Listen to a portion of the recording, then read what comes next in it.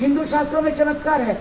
आदिवासी के पास कोई शास्त्र नहीं है, कोई मंदिर नहीं है, कोई ईश्वर नहीं है, कोई भाग्य नहीं है, कोई भगवान नहीं है। उनके पास प्रकृति है, मनुष्य है, और मनुष्य की जीने की शैली है, बोलने की शैली है, जिंदा रहने की शैली है, सहयोग की शैली के पास अपनी संस्कृति है, अपनी भाषा है, अपनी सामूहिकता है, अपनी जीवन शैली है, अपना आत्मसम्मान है। एक दो बातें और कह के, क्योंकि मैं अब साहित्य पर हालांकि साहित्य इतना लिखा है, आप यही झारखंड में 100 राइटर्स के तो मैं नाम बता रहा जिन्होंने इतनी अच्छी अच्छी कहानियाँ लिखी हैं। झारखंड में इतने अच्छे अच्छे कवि हैं। महाराष्ट्र की आप पढ़िए, आपने महाराष्ट्र सुना कितनी उदात्त। महाराष्ट्र में सम्मेलन आदिवासियों के आज से 20 वर्ष पहले होने शुरू हुए थे। और दलित आदिवासी में जो भेद मैं बताना चाहती हूँ, ये बड़ा भ्रम है। दलित आदिवासी दो चीजें एक है, हिंदुओं की नज़र में दोनों नीचे हैं, दोनों निम्न हैं। हिंदुओं की नज़र में दोनों अछूत हैं। लेकिन आदिवासी के पास अपनी संस्कृति है, अपनी भाषा है, अपनी सामूहिकता है, अपनी जीवन शैली है, अपना आत्मसम्मान है। अभी उसको हीन भावना से भरा जा रहा है, जिसके खिलाफ पूर्वोत्तर का दिख रहा है। हमें सफेद चौकों में सिखाया गया अपनी सभ्यता से नफरत करना, और वो दिख रहा है कभी तो लिख रहा है, लिख रहा है लड़े युद्ध, लिख रहा है वहाँ का कवि, लिख रहा है झारखंड का कवि। सिखाया गया, अब वो नहीं सीखने वाला है, क्योंकि वहाँ पर मातृ सत्ता कायम है। ईसाईयत होते हुए भी मेघालय में मातृ सत्ता कायम है। उन्होंने अपनी सभ्यता नहीं छोड़ी। संस्कृति 5000 साल की संस्कृति को आदिवासियों ने बचाए रखा। आप तो 200 साल की संस्कृति नहीं बचा सके, अंग्रेजों से प्रभावित होकर उन्हीं की राह में चले गए। तो इसलिए संस्कृति जहाँ तक बचाने की बात है, उनकी वाचिक संस्कृति है। उन्होंने ये 1905 में पहली बार हाफमैन और खान ने ये इकट्ठा किया, जो आप बता चुके, मैं भी करूँगी क्योंकि बहुत अच्छी तरह ब्यौरा दे दिया है रमेंद्र जी ने उसका।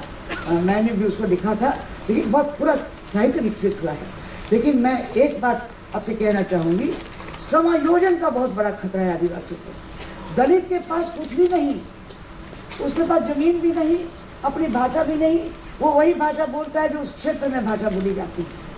वो वही पर्व मनाता है जो हिंदुओं के हैं। वो हिंदुओं का एक त्याज्य अंग है, अछूत किया गया अंग है। उसको मनुष्यता का दर्जा पाना है। उसको मनुष्य भी नहीं मानते हिंदू, इसलिए उसको मनुष्यता का दर्जा पाना है। उसको संस्कृति भी अपनी नई बनानी है, श्रमण संस्कृति। आज बना रहा है, वो बुद्ध की संस्कृति को बना रहा है, श्रमण संस्कृति। उसको भाषा भी अपनी चुननी है। हालांकि वो उड़ी खड़ी भाषा में लिखता है, और दलित सत्य को मंजूर हो रहा है।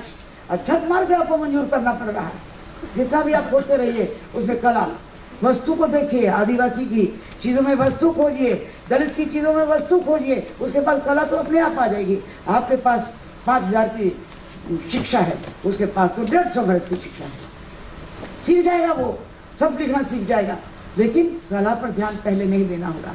स्वागत तो कीजिए उनका लिखा हुआ। आज पूरा दक्षिण में चले जाइए, एक भी आदिवासी अपनी भाषा में नहीं लिखता है। सब समायोजन हो गया, सब समायोजन हो गया दक्षिण में। सब आदिवासी बोलता तो है, लिखता नहीं। चारों स्टेट्स में कोंकणी जरूर लिखता है गोवा में, लेकिन तमिल में, तेलुगु में, मैं चारों प्रदेशों का हमने सम्मेलन करवाया हम्पी यूनिवर्सिटी में। सब लोग या अंग्रेजी में लिख के लाए, कुछ लोग हिंदी में लिख के लाए, और कुछ लोग अपनी भाषा में लाए जिनका अनुवाद किया गया। या अपनी भाषा में तेलुगु, तमिल, मलयालम, कोई भी अपनी निजी भाषा में नहीं लिखा। जबकि झारखंड में लोग अपनी भाषा में लिख रहा है, ये एक बड़ी बात है। पूर्वोत्तर में लोग अपनी भाषा में लिख रहा है, ये एक बड़ी बात है। वहाँ उन्होंने अपने आइकॉन्स नहीं गंवाए हैं, उनके आइकॉन है बिरसा।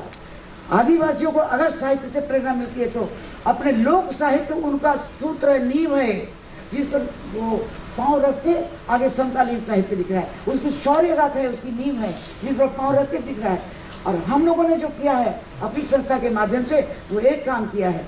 जब हम सम्मेलन करते हैं आदिवासियों का, तब हम उनसे नॉन आदिवासी को बोलने ही नहीं देते, केवल आदिवासी बोलता है, ताकि उनकी बात आप सुने, अपनी बात उनको नहीं बताएं। और दूसरा हम लोग ये करते हैं, जब उनके विशेषण छापते हैं तो केवल आदिवासी की लिखा हुआ छापते हैं, उसे दूसरे का लिखा हम लोग नहीं छापते हैं। क्योंकि अभी जितनी भी शौर्य गाथे कहानियाँ आ रही हैं उनकी लिखी हुई कम से कम 900 आदिवासियों को हम लोग छाप चुके हैं। उन्हीं की लिखी हुई उन्हीं की भाषा से अनुदित होकर आती हैं। हम लोग हिंदी भाषा में खाली उसको संपादन करके ठीक कर देते हैं, उसका स्पिरिट नहीं बदलते।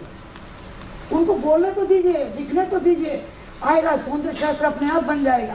सौंदर्य शास्त्र तो बना हुआ है, प्रकृति है उनका सौंदर्य शास्त्र। अभी लिख रहे बोला, सवेरे बोला लिख रहे, ये यथास्थितिवाद मत कहिए इसको। अब यथास्थितिवाद में देखते जस का तस बात नहीं है। आप प्रकृति में भी सौंदर्य है, चमत्कार नहीं है प्रकृति में। हिंदू शास्त्रों में चमत्कार है। आदिवासी के पास कोई शास्त्र नहीं है, कोई मंदिर नहीं है, कोई ईश्वर नहीं है, कोई भाग्य नहीं है, कोई भगवान नहीं है। उनके पास प्रकृति है, मनुष्य है, और मनुष्य की जीने की शैली है, बोलने की शैली है, जिंदा रहने की शैली है, सहयोग की शैली है। वहाँ आप बीमार पड़ जाते हैं तो आपका खेत, आपका पड़ोसी जोत के आपको पैसा दे जाएगा, भले शहरों में ना देता हो। लेकिन दूर दराज के गाँव में आज भी वो आदिवासियों में सिस्टम लागू है कि वो आपका खेत जोतेगा। क्योंकि अंग्रेजों के आने से पहले पूरा गांव आदिवासियों के नाम होता था। संपत्ति की कोई भावना उनमें नहीं है, जमा करने की कोई भावना नहीं। अभी भले मधुकोड़ा पैदा कर दिया आपने, वो अपने पैदा नहीं हुआ है, उसको बनाया गया है प्रलोभन देकर। ऐसे बिरसा को भी जिसने गिरफ्तार कराया था तो कुछ प्रलोभन लेके किया होगा। तो इसलिए इस बात को याद रखिए, प्रलोभन, जितने प्रलोभन नॉन आदिवासियों में मिलके जो अपने देश को करते रहे हैं, उसका 100% भी शायद आदिवासियों में आपको नहीं मिलेगा। ये मैं दावे के साथ कह सकती हूँ, क्योंकि वो अभी भी मूल्यों पर कायम है, अपनी वचन पर कायम है, अपनी संस्कृति पर कायम है। और संस्कृति को जिंदा रखने के लिए उनको उनकी भाषा चाहिए, इसलिए भाषा में शिक्षा दीजिए। आइकन अपने गढ़िए, बिरसा है, सिद्धू कान्हू है, उधर नंगवा है, और दक्षिण के भी नीली है, और रानी चन्नम्मा है जिसने अंग्रेजों के खिलाफ, रानी झांसी से 90 वर्ष पहले उसने अंग्रेजों के खिलाफ लड़ाई लड़ी। सब इतिहास खोजिए, जड़ों में जाइए, बहुत कुछ मिलेगा। इसे गंगा साहब मीना जी से मैं कहना चाहूँगी कि साहित्य में बहुत किताबें हैं, जरा पढ़िए, भाषा सीख लीजिए। जोहार जोहार जोहार।